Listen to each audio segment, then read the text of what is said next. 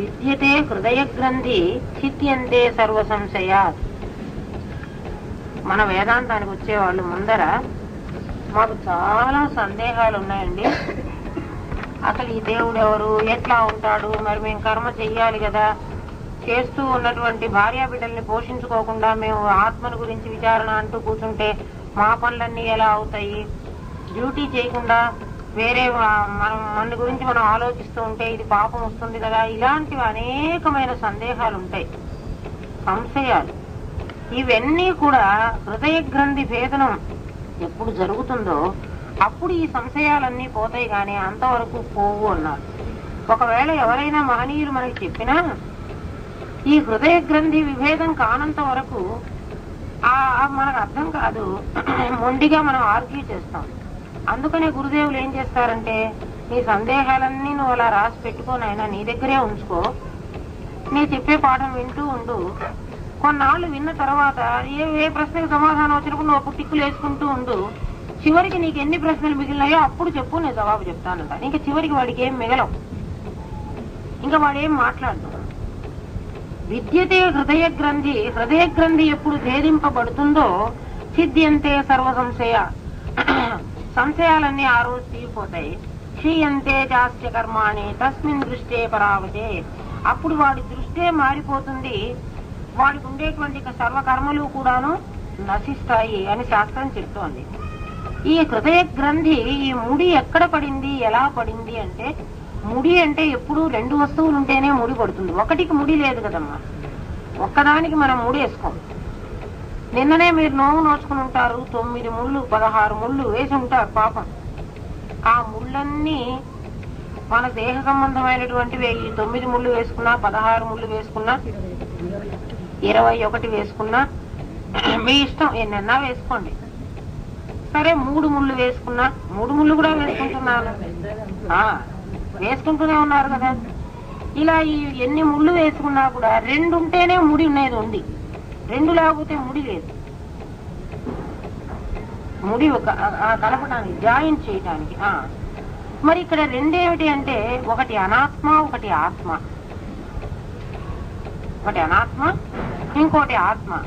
ఆత్మయందు అనాత్మ భావన, అనాత్మయందు ఆత్మభావన, ఈ రెండిటికి అన్యోన్య అధ్యాస అని పేరు. ఆత్మ మరణించని ఆత్మ మరణిస్తుంది అనుకోవడం. నేను అనేవాడు ఎప్పుడూ చావడు, కానీ మనం నేను అనేవాడు నేను చచ్చిపోతే అని అంటాం. నేనుకు చావు లేదని తెలిసి కూడా సచ్చేది దేహం అయితే ఈ చావుని ఆత్మయందు ఆరోపిస్తున్నాం మనం. అంటే అనాత్మ భావాన్ని ఆత్మయందు ఆరోపించాం, ఆత్మభావం అనాత్మయందు ఆరోపిస్తూ ఉన్నాం. ఏమిటి అంటే, ఫలానా వాళ్ళు చనిపోయినా అంటే వాళ్ళు చనిపోయినారు కానీ నేను చావన్లే, నేను చావన్లే నువ్వు అంటూ ఉన్నప్పుడు ఏ భావంతో అంటున్నావు? దేహభావంతో అంటున్నావు. ఇప్పుడు చచ్చే దేహం చావదు అనుకుంటున్నావు. ఇప్పుడు డిసైడ్ అయిపోయిన తర్వాత ఆత్మను గురించి విచారణ చేద్దాంలే, అప్పటిదాకా అంటే అప్పటిదాకా చచ్చిపోయేటువంటి దేహాన్ని నువ్వు చావదు అనుకుంటున్నావు. ఇలా చావనటువంటి దాన్ని చస్తుందని, చచ్చేదాన్ని చావదు అని ఏదైతే అనుకుంటూ ఉన్నామో మనం, దానిని అన్యోన్య అధ్యాస అంటారు. ఈ అన్యోన్య అధ్యాసయే గ్రంథి భేదనానికి కారణమైంది. ముడిపడింది బాగా, జీవత్వమైనటువంటి ముడి బాగా పడింది, జీవముడి. ఈ ముడి వల్ల ఏమవుతోంది అంటే, ఈ అన్యోన్య అధ్యాస వల్ల ఏమవుతోంది అంటే, నీకు ఆత్మ తెలియటం లేదు. ఊరికే ఏదన్నా ఎవరైనా చెప్పినా కూడా, అంటే హృదయ గ్రంథి భేదం ముడి ఉన్నంత వరకు నీకు అర్థం కాదనుకున్నాం కదా, నీకు అర్థం కావటం లేదు. ఎక్కడికి వెళ్ళినా కూడా ఎప్పుడు ఈ ముడి విడబడుతుందో ఆ రోజు నీకు తెలుస్తోంది. ఈ ముడి ఎప్పుడు విడిపోతుందో అప్పుడు ఎలా పోతుందంటే, మేఘము వలె, పెనుగాలికి మేఘము వలె పెద్ద గాలి వీచింది, ఎంత మేఘం ఉన్నా ఎలా కొట్టుకుని పోతుందో ఆ విధంగా ఆత్మజ్ఞానం నీకు కలగగానే నీ సంశయాలన్నీ అవే తీరిపోతాయి. సంశయాలు తీర్చుకున్నాక నాకు ఆత్మజ్ఞానం కలుగుతుంది అంటే, సంశయాలు అసలు తీరవు, ఆత్మజ్ఞానం కలగదనే చెబుతున్నాడు. అందుకే ఇన్ని సంవత్సరాలు బట్టి ఇంతమంది మహనీయుల దగ్గరికి, మరి మనమైతే వెళ్ళలేదు కానీ ఉత్తమాధికారులు అందరి దగ్గరికి వెళుతూనే ఉన్నారు కదా పాపం. గ్రంథి భేదనం అయ్యేదాకా ఎవరికి కూడాను ఆత్మ తెలియలేదు కదా. మన సంభాలే మనకు ఉదాహరణకి 20 సంవత్సరాలు పాపం దొరికిన వాళ్ళందరి కాళ్ళు పట్టుకుని అందరినీ ఆశ్రయించుకుని అయ్యా మాకేం చెబుతారు ఎవడేం చెప్పినా హృదయ గ్రంథి భేదనం కానంత వరకు ఏమీ తెలియడానికి అవకాశం లేదంటున్నాడు. సూర్యోదయం అయిన తర్వాత మనసు ఎలా విచ్చుకుని పోతుందో, అంతకుముందు మనసు అన్ని ఎక్కడ ముట్టుకుంటే అక్కడ మనసు ముత్యాల్లాగా ఉంటుంది. అవన్నీ తుడవాలంటే మనకు సాధ్యం కాదు. గాలి వీచినా అవి కొట్టుకుని అవి పోవు. సూర్యోదయం అయితే ఎలా అయితే మనసు ఆవిరిలాగా అయిపోతుందో, అలాగే జ్ఞానోదయంతో నీ సంశయాలన్నీ పోయి అజ్ఞానం నశించి ప్రశాంతుడై వెలసిల్లును. మరి ఇది ఎలా జరుగుతుంది అంటే కేవలం దైవ కటాక్షం అన్నారు. ఇదేమిటండి, ఇందా నుంచి గురు కటాక్షం అంటున్నారు, ఇప్పుడు దైవ కటాక్షం అంటారు. ఆ గురువు దేవుడు కాదా అంటే గురువు సాక్షాత్ పరబ్రహ్మ. మరి ఈ దైవం ఎవరు? దైవం నీ శరీరమే. అన్ని రకాలైనటువంటి దేవతలందరూ కూడా నీ శరీరంలోనే ఉన్నారు. ఈ శరీరంలో ఉన్న దేవతలు నిన్ను కటాక్షించాలి. నీకు ఆత్మజ్ఞానం కలగడానికి వీళ్ళు కొంచెం సహకరించాలి. లేకపోతే నీకు ఆత్మజ్ఞానం కలగదు. ఎందుకని ధ్యానానికి కూర్చోగానే నాకు ఒళ్ళు నొప్పులు అంటావు. అది ఎక్కడో చెబుతూ ఉంటుంది, తిమ్మిర్లు ఎక్కుతోంది, ఇంకా దీన్ని మానేసి అనవసరంగా ఇది ఒళ్ళు బరువు ఎక్కుతోంది. ఈ మాటలన్నీ చెప్పేవాళ్ళు ఎవరు? శరీరమే. నన్ను లేదు లేదు అంటావు, నేను ఉన్నాను చూసుకో, ఎన్ని పనులు చేస్తానో నిన్ను అని. నీకు ఆ దైవ కటాక్షం కనుక లేకపోతే నిన్ను ధ్యానం చెయ్యనియదు. ధ్యానం చేయకపోతే నీకు మాయ ఆవరణ తొలగదు. ఎంతమందో మేము చాలా రోజులైందండి శక్తి తీసుకున్నాం కానీ మాకు ఇంకా సమాధి రాలేదంటారు. ఎందుకు సమాధి రాలేదంటే నీకు దైవం కటాక్షించగలలేదు. ఎవరా దైవం అంటే నీ శరీరమే. నీ శరీరం ఎందుకు కటాక్షించగలేదంటే ఎన్ని రోజులు ఉంటుంది దానికేమో సుఖంగా సినిమాలు చూపించి సంగీతాలు వినిపించి ఇంకేవో చేసి అన్ని నువ్వు దాన్ని బాగా పెంచావు. ఇప్పుడు దాన్ని కూర్చొని ధ్యానం చేయవేంటే అది నేను ధ్యానం చెయ్యను అంటుంది. అది లొంగదు. అఖండ సచ్చిదానంద మహావాక్యేన లక్షితం. చూడు, ఎప్పుడైనా నీవు ఎవరైనా మాకు ఆ మంత్రంతో మాకు ఆత్మ తెలిసింది, ఈ మంత్రంతో ఆత్మ తెలిసింది, మాకు జ్యోతి దర్శనం అయింది, మేము ఇంకేదో రకరకాలు చెప్తూ ఉంటారు. మీకు ఏ మంత్రాలతో ఆత్మ తెలియదు. ఖచ్చితంగా గుర్తుపెట్టుకోండి, మహావాక్యం చేత మాత్రమే ఆత్మ తెలుస్తుంది కానీ ఇంకో రకంగా ఆత్మ తెలియడానికి అవకాశం లేదు. ఎవడైనా మాకు తెలిసింది అంటే వాడు భ్రమలో ఉండి వాడు మోసం చేసుకుంటున్నాడు. గురుదేవుడు తత్వమసి మహావాక్యం చెప్పాలి, నీ చేత అహం బ్రహ్మాస్మి అనిపించాలి. అయితే తత్వమసి అహం బ్రహ్మాస్మి అంటే వచ్చేస్తుందా కాదు, నీతో సాధన చేయించాలి, నీ గ్రంథి భేదనం జరగాలి. అలాంటప్పుడు మాత్రమే నీకు ఆత్మ తెలిసేటువంటి అవకాశం ఉంది. కానీ ఊరికే నాకు ఆత్మ తెలిసింది అంటే ఆత్మ తెలియదు. చాలా మందికి ఇప్పుడు అప్పుడే అనుమానం ఏమొచ్చిందంటే అసలు మాకు గ్రంథి భేదనం అయిందో కాలేదో అన్న అనుమానం వచ్చేసింది. మీకు గ్రంథి భేదనం కాకపోతే ఇప్పుడు చెబుతూ ఉన్న పాఠం మీకు ఒక్క ముక్క కూడా అర్థం కాదు. మీరెవరైనా మీకు చాలా స్నేహితులు ఉంటే వాళ్ళని పిలుచుకొచ్చి ఇక్కడ కూర్చోబెట్టండి, ఒక్కరోజు పాఠం వినమండి, లేకపోతే ఒక క్యాసెట్ మంది వినమనండి. ఏంద్రా ఏమో గొడవగా ఉంది కానీ ఏం అర్థం కాలేదు అంటాడు. ఎందుకు అర్థం కాలేదు? నీకు అర్థమైంది, వాడికి ఎందుకు అర్థం కాలేదు? నీకు గ్రంథి భేదనం జరిగింది, వాడికి ఇంకా ముడిపడే ఉంది, వినలేదు. అందుకే ఇదంతా గొడవగా ఉంది, అయినా ఇది చాలే ఇంకా తీసేయి అంటారు. దాన్ని బట్టి నీకు గ్రంథి భేదనం అయిందో కాలేదో నీకే తెలుస్తుంది. అన్యోన్య అధ్యాస పోకపోతే సమాధి రాదు. సమాధి రాకపోతే నీకు సందేహాలు తీరవు. సందేహం ఉంది అంటే ఇంకా నీకు అన్యోన్య అధ్యాస ఉన్నది. గ్రంథి ఇంకా ముడి ఉందన్నమాట. ఇంకా ముడి విడవడలేదు, విడాకులు ఇచ్చుకోలే, ఇంకా రెండు కలిసే ఉన్నాయి. అప్పుడు నీకు ఏం తెలుస్తుందంటే జీవుడు అనేవాడు కించిత్వాన్ని వదిలి వీడు ప్రపంచ అతీతుడు అన్నటువంటి భావం నీకు కలుగుతుంది. ప్రపంచానికంతా వీడు అతీతుడు. ఒక ముడితో కదమ్మా నిన్ను బంధించాడు. ఈ ముడి లేనంత కాలం, అంటే మూడు ముళ్ళు పడనంత కాలం ఈ అమ్మాయికి ఈ ప్రపంచంలో ఎంతమంది అయితే ఉన్నారో వాళ్ళందరినీ చూసే హక్కు ఉంది. అమ్మాయి చూసింది, ఆమె పెళ్లి చేసుకుంటుంది రేపు. అలా ఎప్పుడైతే నిన్ను మూడు ముళ్ళు వేసేశారో నీకు ఒక్కడనే చూసే హక్కు ఉంది కానీ ఇంకోటి చూసే హక్కు లేదు. ఎవరినైనా చూస్తే వాళ్ళు తంతారు, చూసిన వాళ్ళు కూడా కదా. అందుకని కించిజ్ఞుడు అయిపోయినావు. ఎప్పుడైతే ముడి వేసుకున్నావో నువ్వేమైపోయినావు? నీ కించిజ్ఞత్వం వచ్చింది. నీ పరిధి ఇంటి వరకే పరిమితం అయిపోయింది, బయటికి పోవడానికి నీకు అవకాశం లేదు. అలాగే జీవితం అన్యోన్య అధ్యాస అనేటువంటి ముడి వేసుకున్నప్పుడు నీకేమైంది? కించిజ్ఞుడు అయినావు, జీవుడు అయినావు. ఇప్పుడు ఈ ముడి ఎప్పుడైతే విడిపోబోతోందో నువ్వు ప్రపంచ అతీతుడివి, ఈ జగత్తంతా మించినటువంటి. మొన్న ఈ మధ్య నా దగ్గరికి ఒక వ్యక్తి వచ్చి అతనికి చిన్నప్పుడు అనిపించేదిట, ఈ సూర్యుడు ఎలా ప్రకాశిస్తున్నాడు, సూర్యుడు బాగా ప్రకాశిస్తాడు కదమ్మా, సూర్యుడు ఇండియాలో ప్రకాశిస్తూ ఉంటే అమెరికాలో కూడా సూర్యుడు ప్రకాశిస్తూనే ఉంటాడు కదా. అంటే సూర్యుడికి ఇండియా అని అమెరికా అని హద్దులు లేవు. ఒక సూర్యుడే అన్ని చోట్ల కూడా ఇదే రకంగా ప్రకాశిస్తాడు. ఏమిటి కారణం? అతనికి ఏ ఆటంకాలు లేవు. ఇంతవరకు ఇండియా అని, ఇంతవరకు ఐరోపా అని, ఇంతవరకు అమెరికా అని మనం పరిధులు గీసుకున్నాం కదా. ఈ భాగం వీడిది, ఈ భాగం వాడిది. ఈ పరిధికి అతీతంగా ఉన్న వాడికి పరిధి లేదు, అవునా కదా? మరి నేను కూడా అలా పరిధికి అతీతంగా ఎప్పుడు పోతాను? నేను ఇక్కడ ఉండకుండా నేను అతనికి చిన్నప్పుడు అలాంటి భావాలు వచ్చేవి ఒక వ్యక్తికి. నాయనా, నువ్వు చాలా గొప్ప సంస్కారం గలవాడివి, ఎప్పుడు పోవాలి అంటే ప్రపంచ అతీతుడిని నేను ఎప్పుడు కావాలి అన్న భావం నీలో ఉంది. దానికి ఇంకా అవ్యక్తంగా ఉంది. ఇప్పుడు వ్యక్తం అవడానికి నీకు సద్గురు దర్శనం కావాలి. గురు దర్శనం అయి నువ్వు ప్రయత్నం చేస్తే నువ్వు జగత్తంతా నువ్వే ఉన్నావన్న సంగతి నీకు తెలుస్తుంది. అమ్మ, నాకు చిన్నప్పుడు అలా అనిపించేది, జగద్వ్యాప్తంగా నేనే ఉండాలి అనేటువంటి భావం నాకు ఉండేది. మరి మనకందరికీ ఆ భావం ఉందా? ఆ భావం ఉన్నవాడు మరి గొప్పవాడనాలా, తక్కువవాడనాలా? వాడు మరి దుర్మార్గుడుగా కూడా ఇప్పుడు ఉండదు. కానీ వాడికి కలిగిన భావం మాత్రం వాడి జన్మతః సంస్కారం. అది ఆ సంస్కారం ఎలాగైతే మల్లెపూలు ఒక సంవత్సర కాలం పట్టి తర్వాత కదా ఆ కాలం వచ్చినప్పుడే వికసిస్తోంది, కానీ అంతవరకు అవ్యక్తంగా ఉన్నటువంటి పువ్వులు ఏవి పూయట్లేదు మామిడి పండు పండటానికి. అలా అవ్యక్తంగా సంస్కారం లోపల దాగి ఉండి, నాయన నీకు ఆ సంస్కారం ఉంది, నీ సంస్కారం బయటికి రావడానికి చాలా మంచి అవకాశం కూడా ఉంది. ఎందుకంటే గురు దర్శనం అవడమే నీకు అవకాశం.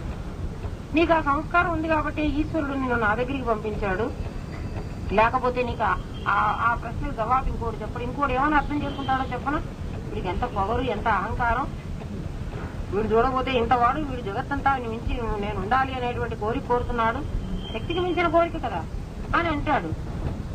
అందుకని వాడు ఆ సంగతిని ఎవ్వరికి చెప్పకుండా నేను లోపల దాచుకున్నాను. నాకు ఇలాంటి కోరిక చాలా చిన్నప్పటి నుంచి ఉందన్న.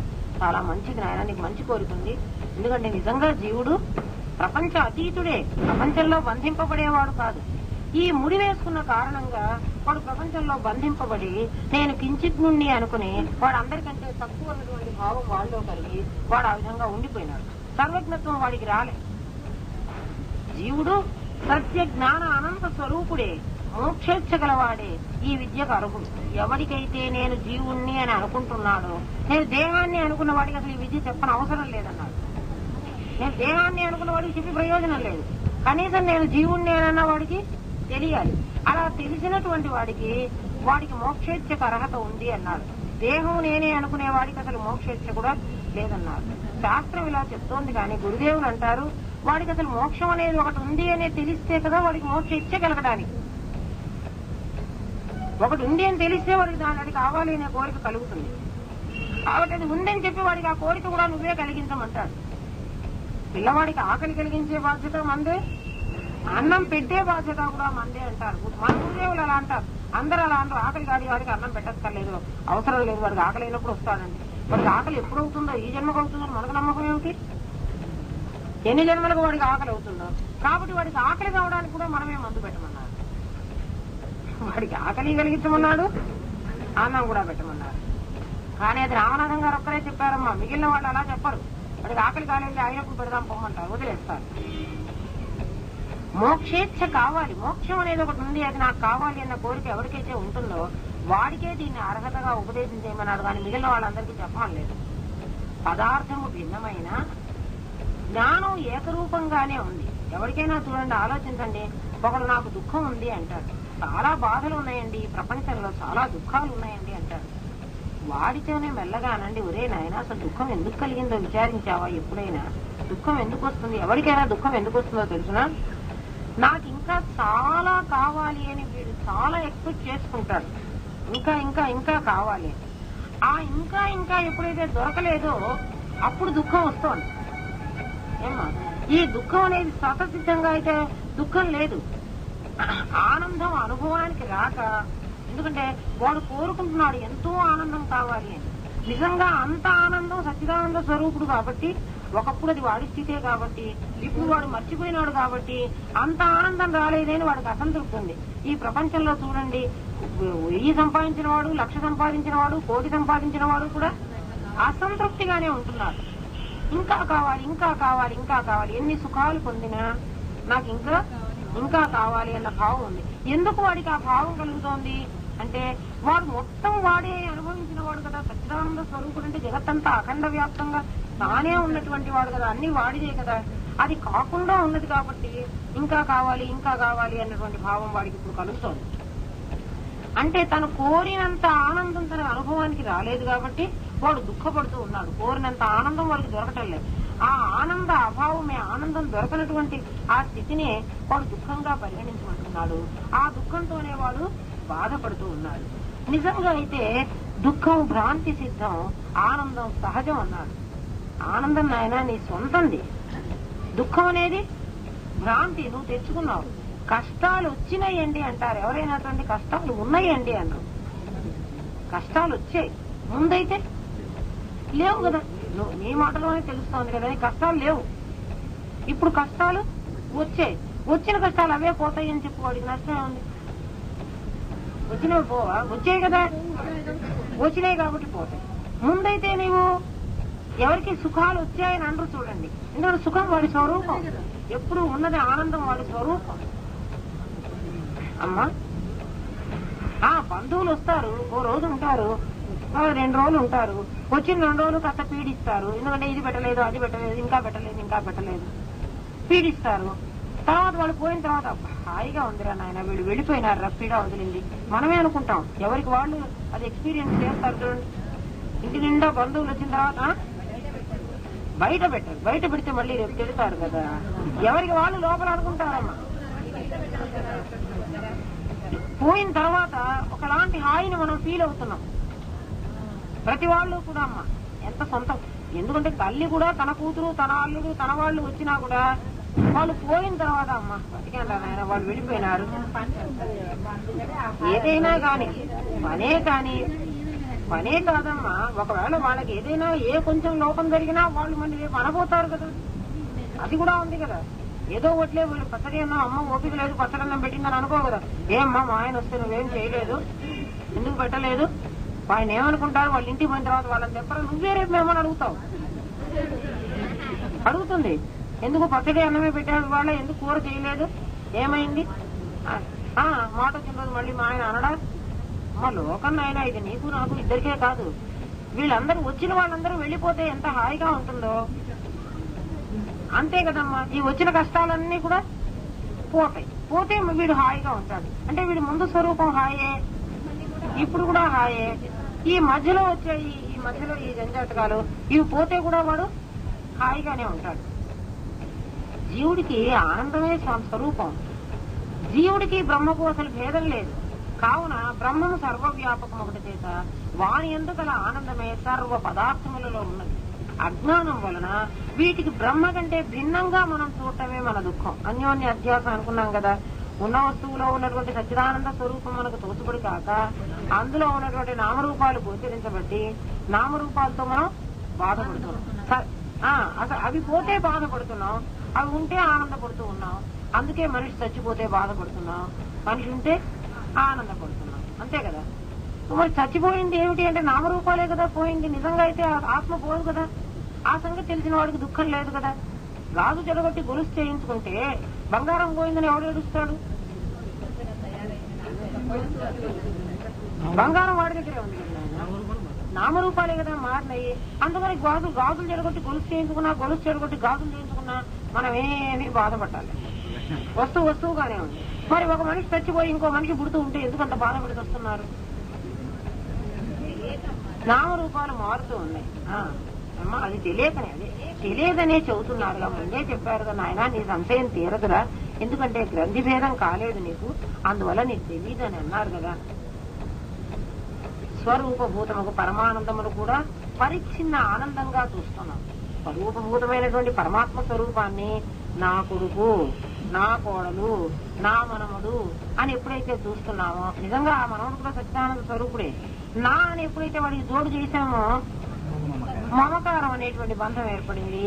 నా కానిటువంటి వాళ్ళందరినీ ద్వేషించడం కూడా పుట్టింది. నాకన్నా భిన్నమైన వాడిని ద్వేషిస్తున్నాం, నా అన్నవాడిని ప్రేమిస్తున్నాం. వాడిని సచ్చిదానంద స్వరూపుడుగా చూడు, అందరూ కూడా నీకు ఒకటిగానే శోధిస్తారు. అందుకే విచారించిన ఆయన విచారించి చూడు. ఊరికే చూసి నాకు కనపడలేదే అని అనవా. విచారించిన అందరి ఆత్మయు అందరి ఆనందము ఒకటే. ఆ ఒక ఆనందమే ఆత్మ తనయందే తన ప్రకాశము చేతనే ఇంద్రియాదులను ప్రవర్తింప చేస్తూ ఉంది. కానీ ఇంద్రియాలకు స్వతసిద్ధంగా ఏమీ శక్తి లేదు. కళ్ళు, ముక్కులు, చెవులు ఇలాంటి ఇంద్రియాలున్నాయే, జ్ఞానేంద్రియ పంచకం, కర్మేంద్రియ పంచకం. ఆత్మశక్తి లేకపోతే ఏ విధమైన కర్మను చేయలేవు. ఆత్మకు సత్యము, జ్ఞానము, ఆనందము అనేటువంటి 3 రూపాలు ఉన్నాయి. ఆత్మ స్పష్టంగా నేను నేనని అనునిత్యం నీతో ఘోషిస్తోంది. ఏమని ఘోషిస్తోందంటే 10 ఇంద్రియాల ద్వారా చెప్తోంది. చూస్తున్నాను అని ఎవడంటలేదు, నేను చూస్తున్నాను అంటాడు. వింటున్నాను అంటలేదు, నేను వింటున్నాను. ఎక్కడికి పోతున్నావురా? నేను వేదాంతం వినటానికి పోతున్నాను. నేను మరి నేను ఎలా పోతున్నావురా? కాళ్లతో నడిచిపోతున్నాను, నడిచెడుతున్నాను, రిక్షా మీద వెళుతున్నాను, లేకపోతే బస్సు మీద వెళుతున్నాను. కానీ నేననేది లేకుండా అయితే పోవడానికి ఏమీ వీల్లేదు. కాబట్టి ఆ నేను నేనని నువ్వు ఇంద్రియాలతో చేసేటువంటి సర్వ కర్మలను వ్యక్తం చేస్తూ ఉంది ఆత్మ. నేను నేను అనేటువంటి భావంతో. కానీ నువ్వు గ్రహించలేక నా కళ్ళే చూస్తున్నాయి అనుకుంటున్నావు. కానీ నేను కళ్ళ ద్వారా చూస్తున్నానని మాత్రం నువ్వు అనుకోవటం లేదు. నేను దేహం ద్వారా కర్మ చేస్తున్నాను. ఏమ్మా, దేహం ద్వారా చేస్తున్నాను, కానీ దేహమే నేను కాదు. దేహం కర్మ చెయ్యదు.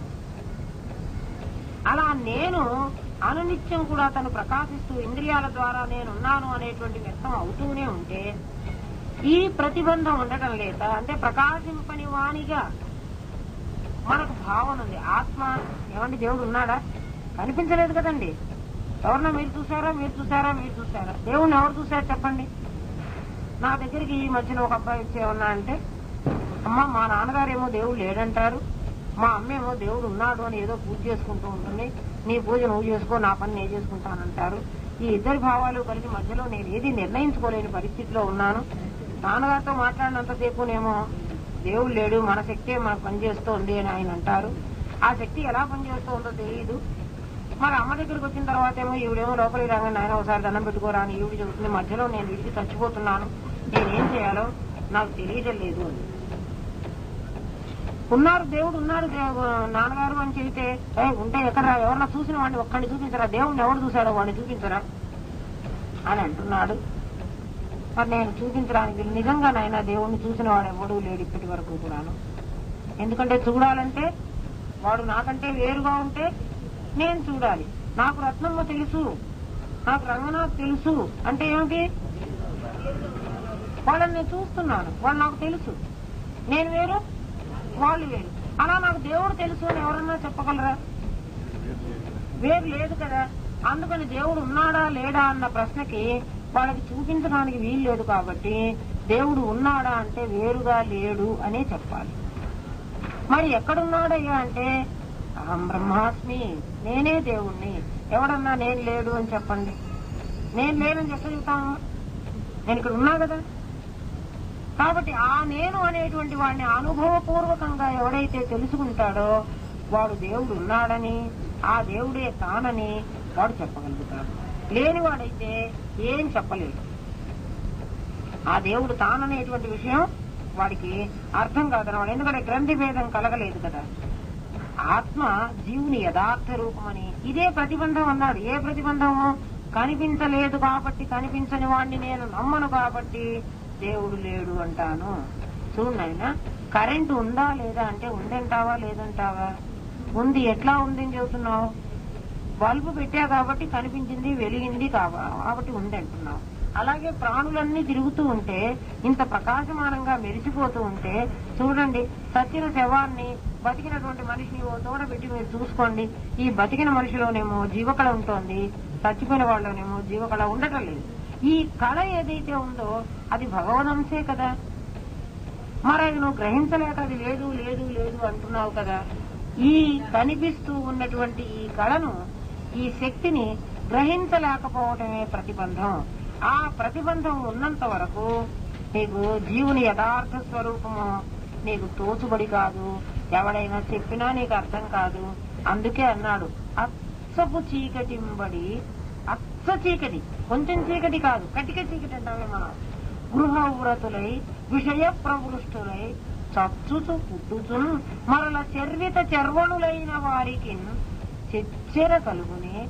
పరులు చెప్పిననైనా నిజేచ్ఛనైనా ఏమిచ్చిననైనా కానలకు ఏగిననైనా హరిప్రబోధములు. హరిప్రబోధం వాడికి కలగదు. ఖచ్చితంగా చెప్పేశాడు భాగవతంలో ప్రాణాలు. ఎవడేం చేసినా వాడికి హరిప్రబోధం వాడికి అర్థం కాదు. పరులు చెప్పిననైనా నిజేచ్ఛనైనా వాడికి కోరిక కలగదు. ఎవడన్నా చెప్పినా అర్థం కాదు. ఏమిచ్చిననైనా, ఒరే నాయన ఓ 10 రూపాయలు ఇస్తావా, 5 నిమిషాలు ధ్యానం చేసుకోరా, వాడి దృష్టి ఎక్కడ ఉంటుంది? 10 రూపాయల మీదే ఉంటుంది. ఎందుకంటే 5 నిమిషాలు ఎప్పుడైపోతాయి, ఇప్పుడు 10 రూపాయలు ఎప్పుడు ఇస్తాడు. ఇంకా వాడు ఏం ఆలోచిస్తుంటా అంటే, పోనీ ఇంకో 5 నిమిషాలు చేసుకుంటే ఇంకో 10 ఇస్తాడేమో, అది అడగకపోతేనే ముందే ధ్యానానికి ముందే ఆ 10తో ఏం చేయాలి. కరెక్ట్, ఇప్పుడు 10 కావాలి ఆలోచన, ఆ 10తో ఇంకా ఏం చేయాలన్న ఆలోచన, ఇంకో 10 ఇవ్వకమ్మా, ఏం తీరిగ్గా పని చేసుకుని నిదానంగా వస్తున్నారా. వేదాంతం అంటే అసలు లెక్కలేదురా. మరి ఏం చేద్దాం, లెక్కలేని వాళ్ళకి మనం బోధ చేసుకుంటున్నాం, మన పాపం అది. కాబట్టి సర్వశక్తి ఆ పరాశక్తియే. విమర్శాత్మకమైన బ్రహ్మవస్తువందు సకల శక్తులు ఇమిడి ఉన్నాయి. విమర్శాత్మకమైన ఆ పరమాత్మ, ఆ పరమాత్మని విమర్శించి చూసుకుంటే నీకు అర్థమవుతుంది. ఆ కరెంటు వైర్లో ఉన్నటువంటి ఆ విద్యుత్ శక్తిని నువ్వు పరీక్షించుకుంటే అది గాలి ఇవ్వగలదు, అది వేడి చేయగలదు, అది చల్లబరచగలదు, అది ఏ పనైనా చేయగలదు. చంపగలదు,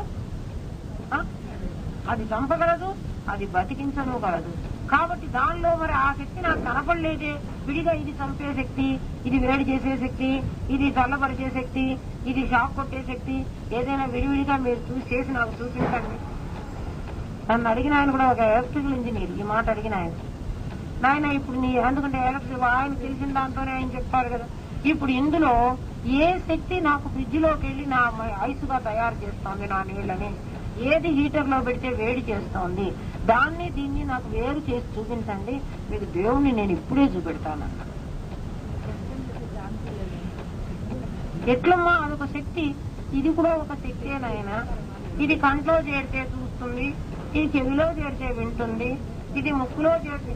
అయితే ఒక శక్తిని నువ్వు ఏ విధంగా అయితే 5 వైపుల పంచగలుగుతున్నావో, ఒకే వైపులోంచి వచ్చిన శక్తిని కదా ఒక తోడు బాత్రూమ్ లో తీసుకుపోయి దాన్ని వేడి గీజర్లు అంటిస్తున్నావు, అది నీళ్లు కాచి పెడుతోంది.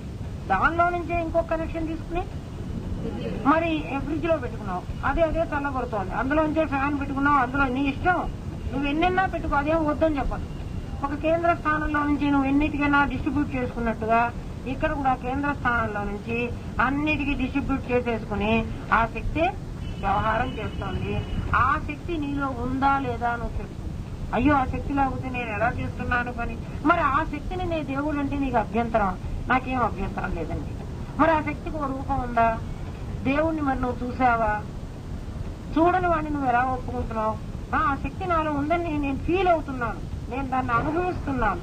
మరి అనుభవించే దేవుడు ఉన్నాడు అని చెబుతున్నారు కానీ పెద్దలందరూ ఒట్టిగా పిచ్చిగా దేవుడు ఉన్నాడని ఎవడు చెప్పలేదు. ఎందుకంటే దేవుడివి నీవే అన్నారు కానీ దేవుడు ఉన్నాడు అని ఎక్కడా కూడా లేదు. దేవుడు ఉన్నాడు అని ఏ శాస్త్రము చెప్పడం లేదు. ఏమని చెప్తోంది? ఆ దేవుడివి నీవే అంటోంది. మరి నువ్వు ఉన్నావంటే ఉన్నాడని ఒప్పుకో, నువ్వు లేవంటే వాడు లేడు, నువ్వు నీ ఇష్టం. ఆ ఛాయిస్ నీకే వదిలేసాం. నువ్వు ఉన్నాడంటే ఉన్నాడు, లేదంటే లేదు. నాకు దేవుడు ఉన్నాడు, నీకు దేవుడు లేడు, నువ్వు మాత్రం మాట్లాడవా? ఆ శక్తి నీలో ఉంది కదా. చాలా బలహీనంగా ఉందండి. ఎందుకు బలహీనమైంది నాయన? ఆ శక్తిని తీసుకునేటువంటి శక్తిని ఈ దేహం కోల్పోయింది. ఆ శక్తి అయితే అలాగే ఉంది, ఈ దేహం ఆ శక్తిని తీసుకోలేకపోతుంది. అందువల్ల ఏమైపోతుంది నీకు? నువ్వు బలహీనం అంటున్నావు. అంటే ఓ బలం అనేది ఉండని ఆ బలం తక్కువైతే ఈ శరీరం పని చేయటం లేదని నువ్వే చెబుతున్నావు, నువ్వే మళ్ళీ దేవుడు లేదంటున్నావు. అంతే కదా.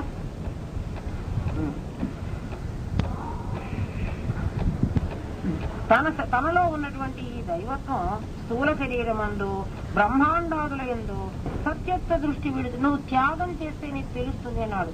ఏమిట్రా నేను త్యాగం చెయ్యాలంటే ఈ స్థూల శరీరం మీద నీ భావన వదిలేసి, ఈ స్థూల శరీరాన్ని నేను అన్న భావం వదిలేసి అది త్యాగం చేయనాడు. గురువు గారికి ఏమి ఇవ్వాలి? గురువు గారికి ఒట్టి చేతులతో వెళ్ళకూడదు. గురువు గారి దగ్గరికి మన పెద్దలు చెబుతూ ఉంటారు. నిజంగా కూడా గురువు దగ్గరికి ఒట్టి చేతులతో వెళ్ళకూడదు. ఒట్టి చేతులతో వెళ్ళకూడదు కదా అని వస్తూ ఆ పెద్ద మార్కెట్ లో 2 యాపిల్ పళ్ళు, 2 దానిమ్మ పళ్ళు, 2 అరటి పళ్ళు కొనుక్కుని పొట్టి చేతులతో గురువు దగ్గరికి వెళ్ళొద్దన్నారండి, అందుకని ఈ 2 తెచ్చి మీ చేతిలో పెడుతున్నాము అని కూడా అనకూడదన్నది గురుగీతలో ఖచ్చితంగా చెప్పాడు. ఎందుకంటే ఈ సమస్త విశ్వము గురువుదే అయితే అందులో ఓ 2 పళ్ళు నీవేనయ్యా ఆయనకు కొనివ్వడానికి. అంతా ఆయనదే కదా. అంటే ఇంకా అంతా ఆయనదని నువ్వు అంగీకరించలేదన్నమాట. కాబట్టి ఈ విశ్వం అంతా నీవుగా పెట్టుకుని 2 పళ్ళు మాత్రం ఆయనకి ఇచ్చేద్దాం అనుకుంటున్నావు. చూడండి అమ్మ, అఖండత్వం ఆయనకి ఇమ్మంటున్నాడు గాని ఖండత్వం ముక్క ఆయనకిచ్చి ₹1 నీ దగ్గర ఉంటే 1 పైసాలో 1000వ వంతు ఆయనకిచ్చి మిగిలిన అన్ని నేనే పెట్టుకుంటానంటే ఏమి ఇవ్వాలి తెలుస్తుందన్నమాట. అంటే అది నీకు ఆ అనుభవం రావాలంటే హృదయ గ్రంథి భేదం కావాలి. కాబట్టి నీ స్థితి మారుతుంటేనే నీకు గురువుకి ఏమి ఇవ్వాలో అర్థమైపోతుంది. గురువుకి అందుకే ఏం చెబుతున్నాడు, 2 తీసుకురమ్మన్నాడు. గురువు దగ్గరికి నిన్ను 2 వస్తువులు తెమ్మన్నాడు. ఏమిటంటే ఈ స్థూల శరీరం నేనన్నటువంటి భావం అది ఆయనకి ఇచ్చేది. కాబట్టి నేనెవరవుతా? ఈ స్థూల శరీరం ఇప్పుడు ఏమవుతుంది? పంచభూతాలది, నాదైతే కాదు. ఇందులో నాదేదో చెప్పండర్రా. ఇది మట్టి తీసుకుంటుండే, పృథ్వీ ఆపస్సు నీరు తీసుకుంటే రక్తం నీరుది, పృథ్వీతత్వం దేహాన్ని దేహం పృథ్వీది, అగ్నితత్వం అగ్నిది. ఇందులో ఉన్నటువంటి వేడి 98.4 డిగ్రీల ఉష్ణోగ్రత. అగ్నిగారు వచ్చి కూర్చుంటారు, అయ్యా నాది నాకు ఇచ్చేయండి. వచ్చేటప్పుడు 10 బాకీలు పెట్టినవాడు చస్తున్నాడు అనుకో, మాకదేం చెబుతావు అని ఒకరోజు కూర్చుంటాడు కదా. మా బాకీ ఏం తీరుస్తావు అని. అట్లా ఈ పంచభూతాల దగ్గర బాకీ తెచ్చుకున్నా నేను. ఎవడి వాడు తీసుకుపోవడానికి రెడీగా వచ్చి కూర్చున్నారు. యముడు నా ప్రాణం తీసుకుపోతే వీళ్ళు వాళ్ళకి సర్దుకు తీసుకుపోవడానికి వాళ్ళు సిద్ధంగా కూర్చున్నారు. కనిపిస్తున్నది కదా. మరి ఇందులో నీదేదో చెప్పు. ఎవడి భాగం వాడికి తెలుస్తుంటే మరి నీ భాగం ఏది చెప్పు. ఆ భావాన్ని గురువుకి త్యాగం చేయి. గురువు దగ్గరికి ఒట్టి చేతులతో వెళ్ళొద్దన్నమాట నిజమే. అయితే త్యాగే నైకే అమృతత్వ మానసు. ఏది త్యాగం చేస్తావంటే ఈ స్థూల దేహం నేను అన్న భావం, ఈ స్థూల దేహం నాది అన్న భావం, అది త్యాగం చేయి. అది గురువుకి ఇచ్చే. అదొక పండు.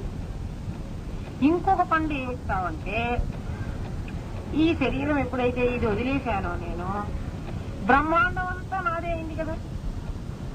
ఏమ్మా, ఈ ఉన్న జగత్తంతా నేనే, నాకన్నా భిన్నంగా లేదు. ఈ స్థూల శరీరాన్ని నేనే అనుకునే భావం వదిలేసే. ఆ స్థూల శరీరం నేనన్న భావం, బ్రహ్మాండాదులలో నేనే ఉన్నానన్నటువంటి భావం. ఆ బ్రహ్మాండాదుల్లో అంతా కూడా ఉన్నది నేనే. ఇది ఇది ఇవ్వమంటున్నారు కానీ ఇంత తెలిస్తే అసలు గురువు దగ్గరికి నేను వెళ్ళటం ఎందుకు కదా. ఇది ఎక్కడ చెప్తున్నాడంటే ఇది ఎక్కడ చెబుతున్నాడంటే అదే ఏమ్మా, అసలు నువ్వు ఎక్కడున్నావు? సమాధి వచ్చినాడే నువ్వు నేను చచ్చిపోయినాను, నా గురువే కదా. సప్తమసి మహావాక్యం నీకు సమాధిలో ఇచ్చినప్పుడే నువ్వు దేహం వదిలినప్పుడు నువ్వు ఆత్మగా ఉన్నావు కదా. ఆ ఆత్మకు ఒక చోటు, ఒక స్థిరత్వం ఒక దేహంలో లేదు కదా. బ్రహ్మాండం అంతా తానే వ్యాపించాడు కదా. తత్వత్వం అనేటువంటి మహావాక్యంలో నీకు అర్థమైంది ఏమిటి? తత్స్వరూపం నా గురు స్వరూపం, త్వం స్వరూపం నా స్వరూపం. ఈ రెండూ ఒకటైందంటే గురువు ఉన్నాడా, నువ్వున్నావా? బ్రహ్మాండం అంతా నేనే ఉన్నానన్న భావం నువ్వు వదలడానికి నీకు కష్టమేమిటి? గురువే ఉన్నాడు కాబట్టి నువ్వు ఉన్నా అన్న భావం వదిలేసు కదా. గురువు శిష్యుడు వేరు లేదు కదమ్మా. ఇంకా వేరే నీకు. అందుకే భావాద్వైతం, భావంలో ఎప్పుడు నువ్వు అద్వైతంలో ఉండాలి. క్రియాద్వైతం నాకు క్రియాదు, కర్మలో మాత్రం నువ్వు గురువు వేరుగా నువ్వు వేరుగానే ఉండాలి. భావంలో మాత్రం నువ్వు గురువు ఒకటే. అందుకే ఇందాక ఒక తల్లిని ఏదో నేను అందరికీ డైరెక్ట్ గా వేదాంతం చెప్పలేను కదా, అందుకని ఏం చేస్తా అంటే ఇక్కడ గుంపు అక్కడ గుంపు అక్కడ గుంపు పెట్టి అమ్మ వీళ్ళ ఇంటికి వెళ్ళు, వీళ్ళు 4 ముక్కలు చెబుతారు విను, ఎప్పుడైనా నేను వచ్చినప్పుడు నీకు ఏమన్నా సందేహం ఉంటే నన్ను అడుగు. ఇలాంటి మాటలు నేను మామూలుగా చెబుతూ ఉంటాను. అంటే నా మీద మీకు విలువ ఉంటే మీరు వాళ్ళ ఇంటికి వెళ్ళి వాళ్ళు చెప్పిన ముక్కలు వినాలి కదా, మీకు వాళ్లే కదా చెప్తున్నారు. వాళ్లే నీకు చెప్పారు అనుకో, అమ్మ ఇదిగో ఈ పని చెయ్యి, నీకు ఏదన్నా చెప్పారు అనుకో, మరి వాళ్ళ మీద నీకు గురువు అది గురువాక్యంగా నువ్వు తీసుకుని చెయ్యాలా, దాన్ని వదిలేసేయాలా? వదిలేస్తే దానివల్ల వచ్చేటువంటి ఫలితం నీకే తెలుస్తుంది కదా. కాబట్టి గురుదేహం మాత్రమే గురువు అనుకున్నటువంటి భావాన్ని ముందు వదలకపోతే జగద్వ్యాప్తంగా నా గురువే ఉన్నాడు, నా గురువు నాకు ఎవరి ద్వారా ఏం చెప్పించాలో అది ఆయనే చెప్తాడు. నిజంగా నేను ఆ భావంతోనే ఇంత వేదాంతం నాకు అర్థమైంది, లేకపోతే నాకు అర్థం అయ్యేది కాదు. నా గురుదేవులు మీకు అందరికీ తెలుసు. నాకు జనవరి 12 సమాధి వస్తే ఫిబ్రవరి 6వ తారీఖు గురువు గారు పోయారు. నిజంగా ఏం తెలుస్తుంది సమాధి వచ్చిన వాడికి? ఏమీ తెలియదు, నాకు కూడా ఏం తెలియదు. ఇక్కడ మనకి ఎందుకు చెబుతున్నా అంటే ఈ 2 గురువు గారికి ఇవ్వు అని ఎందుకు చెబుతున్నారంటే, మొదట్లో వచ్చినప్పుడు నీ దగ్గర నుంచి ఆయన ఫలం తీసుకోడు, ఆయనకు అవసరం లేదు. చివరికి నువ్వు ఇవ్వవు అంటే ఇవ్వడానికి ఇంకేమీ లేదు. అజ్ఞానం అనేది అసలే, జ్ఞానంలో ఇంక అంతలో నువ్వే ఉన్నావు కాబట్టి నీకు అది అవసరం లేదు. మరి నువ్వు ఇచ్చే స్థితి ఎప్పుడు వస్తుందంటే కొంత అజ్ఞానం నశించి కొంత జ్ఞానం పరిపూర్ణం కానటువంటి మధ్య పీరియడ్ నువ్వు ఇయ్యాలి. ఆ పీరియడ్ లో నువ్వు ఏదైనా ఇచ్చేది అప్పుడు ఇవ్వడం కోసమే నువ్వు ఏమి ఇవ్వాలో చెబుతున్నారు. అప్పుడు నేను దేహాన్ని, స్థూల దేహాన్ని నేనటువంటి భావం వదిలేసి బ్రహ్మాండం అంట. ఎందుకంటే సమాధి వచ్చిన వాడికి అంతా నేను జగత్తంతా నిండి ఉన్నాను అంటాడు, నిజమే అన్నమాట. కానీ నువ్వు నిండుండలే, నీ గురువు నిండున్నాడు. ఆ భావం వదిలేసి అది వదలకపోయినా అంటే ఆ 2 ఫలాలు గురువుకి ఇవ్వకపోతే నీకు గ్రంథి భేదం అయినప్పటికీ ఉంది కదా, అహం ఉన్న వరకు ఏమొస్తుంది? జన్మ వస్తుంది. అదింతా ఎట్లా వదిలిపెట్టాలో దాని ఉపాయం అంతా గురువే చెప్తాడు. మరి అదే వదిలిపెట్టాలి తానే చెబుతున్నాడు. కానీ మరి మనం ఇంకా కూడా అంతే కదా, మరి వర్షం కురుస్తూనే ఉందమ్మా. ఎవరెవడు చిన్న పాత్ర తీసుకెళ్తే కొంచెం నీళ్లు పడతాయి, పెద్ద పళ్ళెం పెట్టుకుంటే ఎక్కువ నీళ్లు పడతాయి. వాన దోషం లేదు కదా, ఇదే దోషం కదా. ఎవరికి కావాలి వాడు తీసుకోండి. అందుకే భావంలో అద్వైతం పెట్టుకో, క్రియలో అద్వైతం పెట్టుకోవాలి. క్రియలో నువ్వు గురువు ఎప్పుడూ ఒకటి కాదు. ఎందుకంటే ఇప్పుడు ఒకటి ఎలా అవుతావు? ఆయన సాధన ఏంటి, ఆయన ఎటువంటి వాడు, ఆయన ఏ విధంగా చేరదీశాడో అందులో 1000వ వంతు అంత నువ్వు చేయగలుగుతున్నావా? నాకు నేను ఆలోచిస్తున్నాను. నిజంగా గురువు గారు చేసిన దాంట్లో 1000వ వంతు కూడా నేను చేయటం లేదు. మరి నా గురువు అంత గొప్పవాడు. మా నాథ శ్రీ జగన్నాథ మద్గురు శ్రీ జగద్గురు ఆత్మ సర్వభూతాత్మ. ఇంకా నేననే వాడికి నాకేం చేత అవుతుంది? నేనేం చేయగలను? ఆయన చేసిన దాంట్లో ఏదైనా కొంచెం చేస్తున్నాను అంటే అది ఆయన చేయిస్తే చేస్తున్నా, నాకేం తెలియదు. ఆయన ఏదో చేయిస్తున్నారు, నేనేదో చేస్తున్నాను. ఆ చేస్తూ ఉన్నటువంటి కర్మ వల్ల వచ్చే ఫలితం కూడా అది ఆయనకే చెందుతుంది. ఎందుకంటే ఎవడు చేయిస్తున్నారో వాడికి కానీ చేసేవాడికి ఏమీ లేదు కదా. అన్ని తవ్వి వాడు మట్టి పని అంతా చేస్తున్నాడు కష్టపడి. ఆ ఇంట్లో వాడేం ఉండడు కదా, ఆ ఇంట్లో ఉండేవాడు ఎవడు భర్త వాడు ఉంటాడు. ఆ భావాన్ని నువ్వు ఎంత పెంచుకుంటే ఆధ్యాత్మికమైనటువంటి స్థితిలో నువ్వు అంత పైకి పోవడానికి అవకాశం ఉంది. కావండి మీరు సమాధి వస్తే చాలన్నారు, సమాధి వచ్చాక మళ్ళా మిమ్మల్ని పైకి పోవటాలి. మరి నీకు సమాధి వస్తేనే చాలని చెబుతాను, సమాధి వస్తే చాలనే చెబుతా. మరి సమాధి వచ్చి నువ్వు అక్కడే కూర్చుంటే ఎట్లా? ఏమండి మా అమ్మాయి పెళ్ళైతే చాలు, నిజమే పెళ్ళైతే చాలు. పెళ్ళైన తర్వాత ఏడాది మా అమ్మాయికి ఇంకా సంతానం కలగలేదే, మీరే వస్తున్నారు మళ్ళీ. ఏమమ్మా ఇంతకుముందు పెళ్ళైతే చాలన్నావు కదా. పెళ్ళైపోతే ఎట్లా అండి? మళ్ళీ పిల్లలు కూడా కావాలి. సరే పిల్లలు కూడా వచ్చారు. నా పెళ్ళై 10 ఏళ్ళు అయిందండి, మా అల్లుడు ఇంకా ఒక ఇల్లు కూడా కట్టుకోలేదండి. మళ్ళీ ఇల్లు కట్టుకోవాలి, వాకిలు కట్టుకోవాలి, అన్ని కొనుక్కోవాలి. మరి అప్పుడు పెళ్ళైతే చాలన్నావు కదా, అప్పుడు అంటే చాలు. మరి ఇప్పుడు ఇప్పుడు ఇవి కావాలి. అలాగే సమాధి వస్తే చాలండి అంటే నిజంగా సమాధి వస్తే చాలు. సమాధి వచ్చాక సమాధిని నిలబెట్టుకోవడానికి నువ్వు ఇంత కష్టమో చెయ్యాలి నాయన. అందుకని ఏ పండుకొని గురువు గారికి ఇద్దాము అని ఆలోచించకుండా, ఎందుకంటే ఈ ప్రపంచం అంతా ఆయనదే అమ్మా. ఆయనకన్నా భిన్నంగా నాకు ఇంకోటి లేదు అసలు. ఈ మధ్యన గురుగీతలో చెప్పారు, గురుగీతలో ఒక మంచి మాట విన్నాను నేను. ఎప్పుడైనా శిష్యుడు గురువుకి ఏదైనా కొనిపెడితే, ఓ చీర కొనిపెట్టారు అనుకుందాం ఎగ్జాంపుల్. ఆ చీర గురువు ఎప్పుడైనా ఓ రోజు కట్టుకుంటాడు కదా, మరి కట్టుకోగానే శిష్యుడికి అంతరాంతరాల్లో అనిపిస్తుందిగా, ఆ రోజు ఈ చీర నేను కొన్నా. తప్పుగా అనుకోలేవాడు, గురువు గారికి ఎంత బాగుందో చూడు, అది నేను కొన్నాను అని వాడి మనస్సులో అనిపిస్తుంది. దాని గురుగీతలో చెప్తారు గురుదేవులు. అంటే శిష్యుడిలో నువ్వు ఎటువంటి భావం కలిగించావంటే, ఈ ప్రపంచంలో ఉండేటువంటివంతా గురువువే అనుకోకుండా, ఈ చీర ఒకటి నాది, నేను గురువుకి ఇచ్చాను అన్న భావం వాడికి కలిగింది కదా. ఈ భావం కలగడానికి కారణం ఎవరైనారు? నువ్వు కట్టుకున్నటువంటి ఆ చీరే భావం, దానికి వాడికి ఆ సంకల్పం కలిగించింది కదా. కాబట్టి ఆ సంకల్పం కూడా వాడికి కలిగించద్దు. గురువు అయిన వాడు అంత జాగ్రత్తగా ఉండమన్నాడు. ఇది చూడండి, ఇది ఎంత కష్టం కదా. శిష్యుడికి దానిలో వస్తుంది, తప్పకుండా వస్తుంది, ఆ భావం వస్తుంది.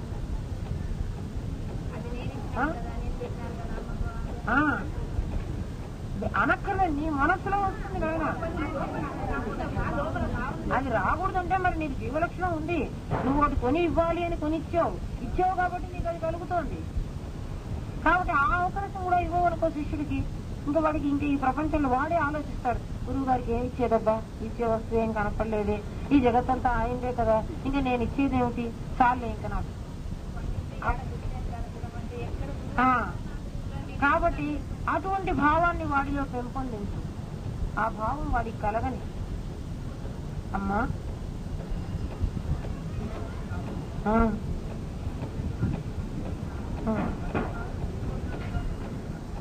కానీ వాడికి నేననేవాడిని ఒకడు ఉన్నాను కాబట్టి ఈ వస్తువు ఈ ప్రపంచంలో ఉన్న అదంతా ఆయనదే అయితే ఇది నేనివ్వడం ఏమిటి, నేను ఇవ్వలేదు కదా.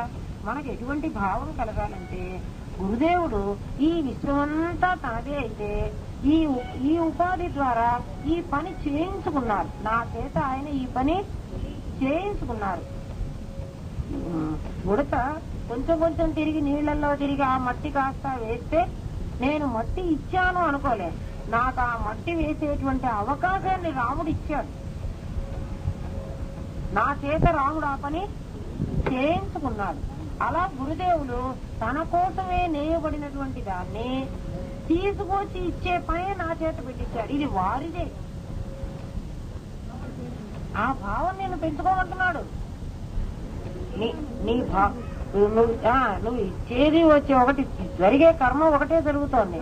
నీ భావం ఏమవుతోందంటే, చూడమ్మా, ప్రతి గింజ భగవంతుడు మన కోసమే రాశాడు. ఎవరి గింజ వాడికే రాస్తాడు, ఆ గింజే వాడు తింటాడు. ఎవరి బట్ట వాడికే నేస్తాడు, ఆ బట్టే వాడు కట్టుకుంటాడు.